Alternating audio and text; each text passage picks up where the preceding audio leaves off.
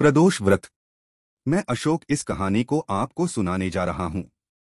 माह की त्रयोदशी तिथि का प्रदोष काल में होना प्रदोष व्रत होने का सही कारण है। प्रदोष काल सूर्यास्त से 45 मिनट पहले प्रारंभ होकर सूर्यास्त के बाद 45 मिनट होता है।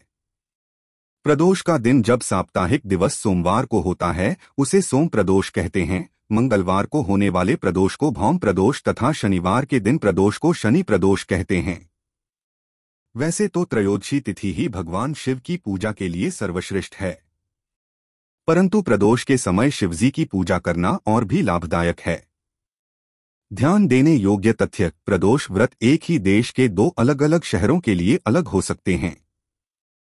चूंकि प्रदोष व्रत सूर्यास्त के समय त्रयोदशी के प्रबल होने पर निर्भर करता है तथा दो शहरों का सूर्यास्त का समय अलग अलग हो सकता है, इस प्रकार उन दोनों शहरों के प्रदोष व्रत का समय भी अलग अलग हो सकता है। इसीलिए कभी कभी ऐसा भी देखने को मिलता है कि प्रदोष व्रत त्रयोदशी से एक दिन पूर्व अर्थात द्वादशी तिथि के दिन ही हो जाता है। सूर्यास्त होने का समय सभी शहरों के लिए अलग अलग होता है, अतः प्रदोष व्रत करने से पूर्व अपने शहर का सूर्यास्त समय अवश्य जांच लें, चाहे वो शहर एक ही देश में क्यों ना हो। प्रदोष व्रत चंद्र मास की शुक्ल एवं कृष्ण पक्ष की दोनों त्रयोदशी के दिन किया जाता है। प्रदोष व्रत की पूजा कब करनी चाहिए? प्रदोष व्रत की पूजा अपने शहर के सूर्यास्त होने के समय के अनुसार प्रदोष काल में करनी चाहिए। प्रदोष में क्या न करें? भगवान शिव की प्रदोष काल में पूजा किए बिना भोजन ग्रहण न करें। व्रत के समय में अन्न, नमक, मिर्च आदि का सेवन नहीं करें। प्रदोष व्रत में पूजा की थाली में क्या क्या रखें? पूजा की थाली में अबीर, गुलाल, चंदन, काले तिल, फूल, धतूरा, बिल्वपत्र, शमी पत्र, जनेऊ, कलावा, दीपक, कपूर, अगरबत्ती एवं फल के साथ पूजा करें। प्रदोष व्रत की विधि। प्रदोष व्रत करने के लिए मनुष्य को त्रयोदशी के दिन प्रातः सूर्य उदय से पूर्व उठना चाहिए।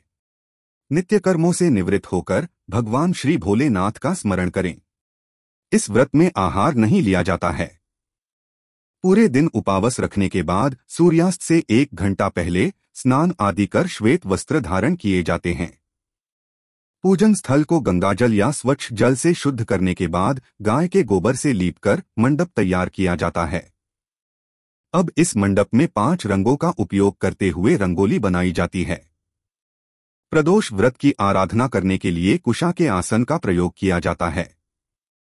इस प्रकार पूजन की तैयारियां करके उत्तर पूर्व दिशा की ओर मुख करके बैठे और भगवान शंकर का पूजन करना चाहिए। पूजन में भगवान शिव के मंत्र ॐ नमः शिवाय का जाप करते हुए शिव को जल चढ़ाना चाहिए। प्रदोष व्रत की महिमा। प्रदोष व्रत को रखने से 2 गायों को दान देने के समान पुण्य फल प्राप्त होता है। प्रदोष व्रत को लेकर एक पौराणिक तथ्य सामने आता है कि एक दिन जब चारों और अधर्म की स्थिति होगी, अन्याय और अनाचार का एकाधिकार होगा, मनुष्य में स्वार्थ भाव अधिक होगी, व्यक्ति सत्कर्म करने के स्थान पर नीच कार्यों को अधिक करेगा। उस समय में जो व्यक्ति त्रयोदशी का व्रत रख शिव आराधना करेगा उस पर शिव कृपा होगी। इस व्रत को रखने वाला व्यक्ति जन्म जन्मांतर के फेरों से निकलकर मोक्ष मार्ग पर आगे बढ़ता है, उसे उत्तम लोक की प्राप्ति होती है। प्रदोष व्रत का महत्व। मान्यता और श्रद्धा के अनुसार स्त्री पुरुष दोनों यह व्रत करते हैं। कहा जाता है कि इस व्रत से कई दोषों की मुक्ति तथा संकटों का निवारण होता है। यह व्रत साप्ताहिक महत्व भी रखता है। रविवार को पड़ने वाले प्रदोष व्रत से आयु वृद्धि तथा अच्छा स्वास्थ्य लाभ प्राप्त किया जा सकता है। सोमवार के दिन त्रयोदशी पड़ने पर किया जाने वाला व्रत आरोग्य प्रदान करता है और इंसान की सभी इच्छाओं की पूर्ति होती है। मंगलवार के दिन त्रयोदशी का प्रदोष व्रत हो तो उस दिन के व्रत को करने से रोगों से मुक्ति व स्वास्थ्य लाभ प्राप्त होता है। बुधवार के दिन प्रदोष व्रत हो तो उपासक की सभी कामनाओं की पूर्ति होती है। गुरुवार के दिन प्रदोष व्रत पड़े तो इस दिन के व्रत के फल से शत्रुओं का विनाश होता है। शुक्रवार के दिन होने वाला प्रदोष व्रत सौभाग्य और दाम्पत्य जीवन की सुख शांति के लिए किया जाता है। संतान प्राप्ति की कामना हो तो शनिवार के दिन पड़ने वाला प्रदोष व्रत करना चाहिए। अपने उद्देश्यों को ध्यान में रखते हुए जब प्रदोष व्रत किए जाते हैं तो व्रत से मिलने वाले फलों में वृद्धि होती है।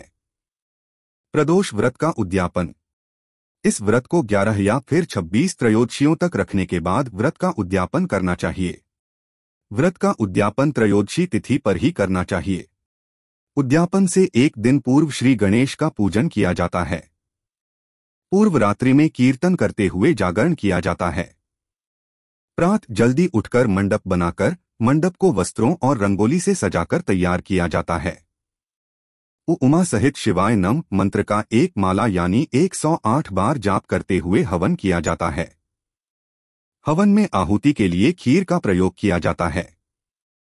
हवन समाप्त होने के बाद भगवान भोलेनाथ की आरती की जाती है और शांति पाठ किया जाता है।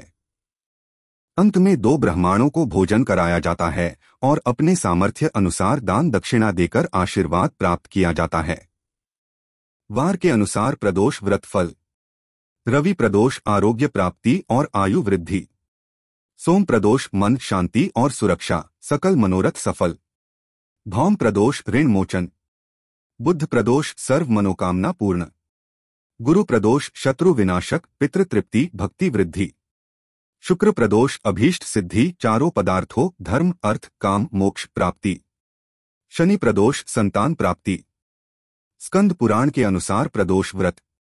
सूत उवाच साधु पृष्ठ महाप्राज्ञा भवद्भिर्लोक विश्रुतः अतोह संप्रवक्ष्यामि शिव पूजाफल महच्चाय। त्रयोदश्या तिथौ सायं प्रदोषः परिकीर्तितः तत्र पूज्यो महादेवो नान्यो देवः फलार्थिभिः 5। प्रदोष पूजा महात्म्येन को नु वर्णयितुं क्षमः यत्र सर्वेपि विबुधास्तिष्ठन्ति गिरिशान्तिके 6। प्रदोष समय देवः कैलासे रजताले करोति नृत्यं विबुधैर्भिष्टुतगुणोदयः 7।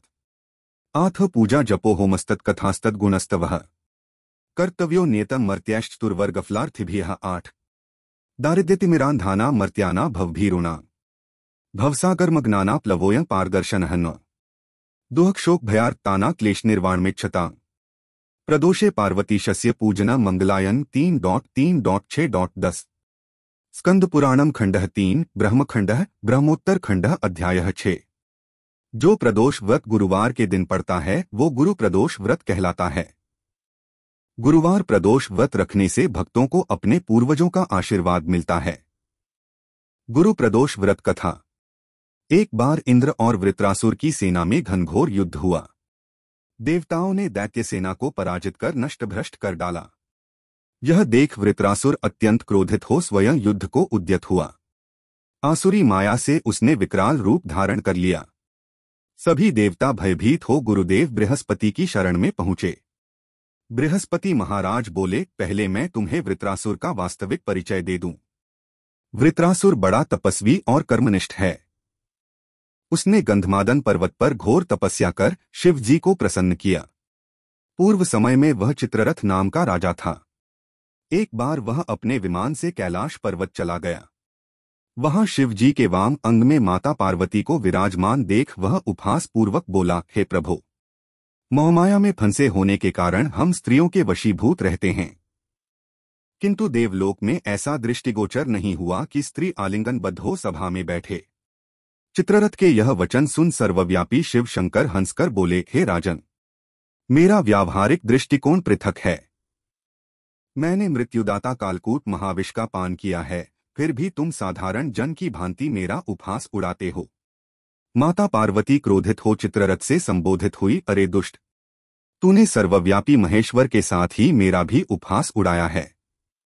अतएव मैं तुझे वह शिक्षा दूंगी कि फिर तू ऐसे संतों के उपहास का दुस्साहस नहीं करेगा। अब तू दैत्य स्वरूप धारण कर विमान से नीचे गिर, मैं तुझे शाप देती हूँ। जगदम्बा भवानी के अभिशाप से चित्ररथ राक्षस योनि को प्राप्त हो गया और त्वष्टा नामक ऋषि के श्रेष्ठ तप से उत्पन्न हो वृत्रासुर बना। गुरुदेव बृहस्पति आगे बोले, वृत्तासुर बाल्यकाल से ही शिव भक्त रहा है। आथ हे इंद्र, तुम बृहस्पति प्रदोष व्रत कर शंकर भगवान को प्रसन्न करो। देवराज ने गुरुदेव की आज्ञा का पालन कर बृहस्पति प्रदोष व्रत किया। गुरु प्रदोष व्रत के प्रताप से इंद्र ने शीघ्र ही वृत्रासुर पर विजय प्राप्त कर ली और देवलोक में शांति छा गई। बोलो उमापति शंकर भगवान की जय। हर हर महादेव, जय शिव ओंकारा। स्वामी जय शिव ओंकारा। ब्रह्मा विष्णु सदाशिव। अर्धांगी धारा, जय शिव ओंकारा। एकानन चतुरानन, पंचानन राजे, हंसासन गरुड़ासन, वृषवाहन साजे। जय शिव ओंकारा। दो भुज चार चतुर्भुज, 10 भुज अति सोहे, त्रिगुण रूप निरखते, त्रिभुवन जन मोहे। जय शिव ओंकारा। अक्षमाला वनमाला, मुंडमाला धारी, चंदन मृगमद सोहे, भाले शशिधारी।